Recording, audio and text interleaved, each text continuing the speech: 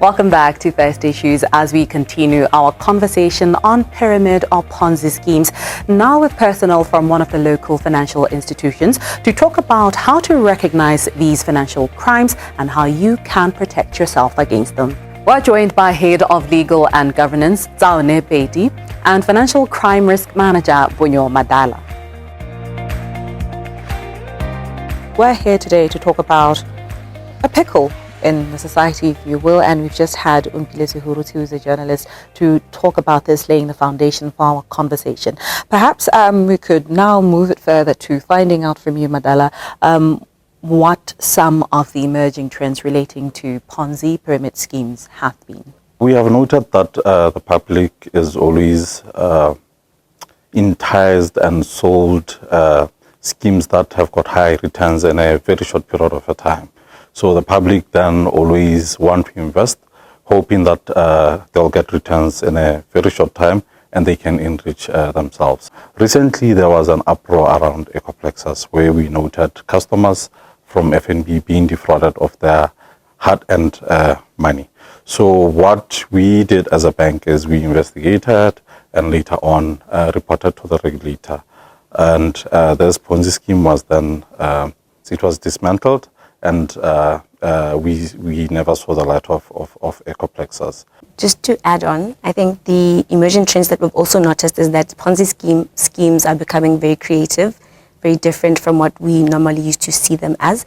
Normally they would not have anything that they were selling, but for example, ecoplexes presented itself to be selling power or to be a power generating company, which made some people think it seemed legit because there was something that they could tie the investment to.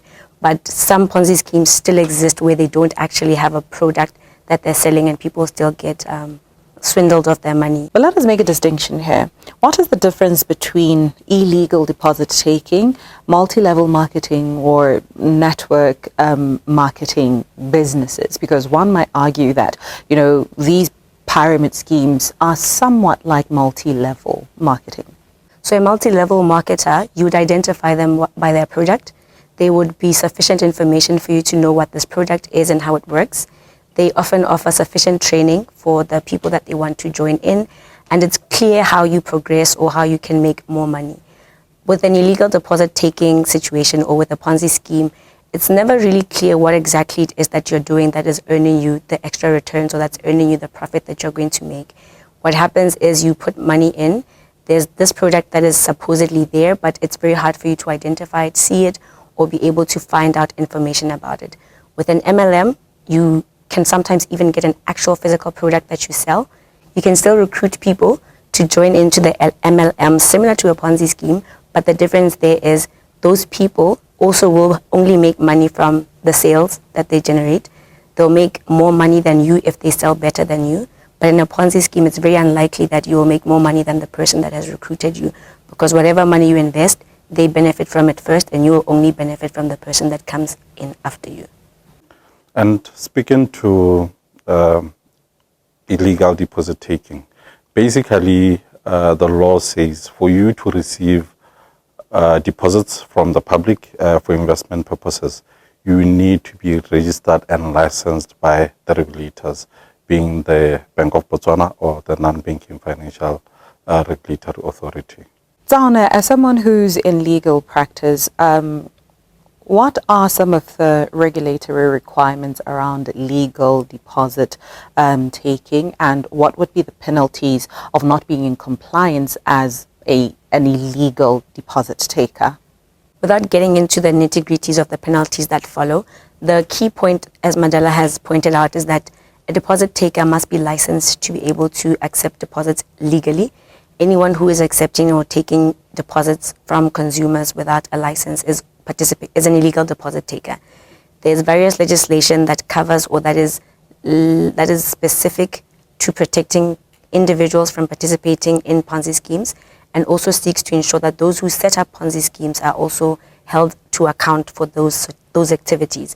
So for example, the Financial Intelligence Act and its regulations make it very clear that if you set up a Ponzi scheme or if you participate in a Ponzi scheme, you are both committing an offense. So both people are liable to certain penalties and offences that are encouched under there specific to what you will have committed as an offence.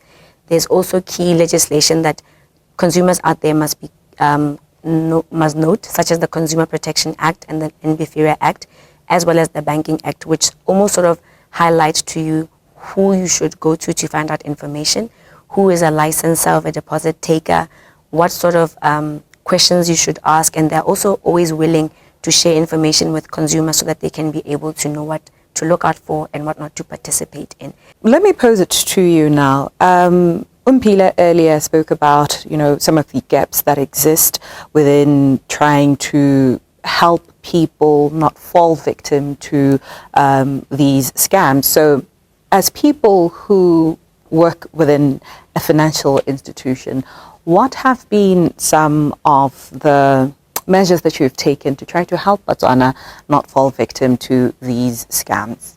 As a reporting entity, we have an obligation to report any suspicious transaction to the regulator, and this requires us to continuously monitor our systems for any amiss transactions that may happen in our bank. So what we normally do is we educate our customers in terms of what to look out for. We give them tips and hints on what to look out for. We normally send SMS notification, emails. We also cover the print just to sensitize the public on what not to participate in. So we, as a bank, we always try and ensure that our customers' funds and monies are kept safe. I think it's very critical, like we said, to be cautious of what it is that you're investing in. If something sounds too good to be true, you need to be a little more prudent in how you approach it. Research is one of the best things to do, because if something is as good as it sounds, there should be enough information out there for you to be able to participate in it. And the thing with Ponzi schemes is that they push numbers and they do whatever they can to get as many people on board. There will be some good stories that seem like the Ponzi scheme or the scheme that you're about to sign up for is legit. It's very important to pay attention to its trends and make sure that you don't end up falling victim to that. To be able to make money, it's okay to use licensed entities, invest in products or systems that have been already established or that you can vouch for or that you can be able to hold accountable should things go wrong.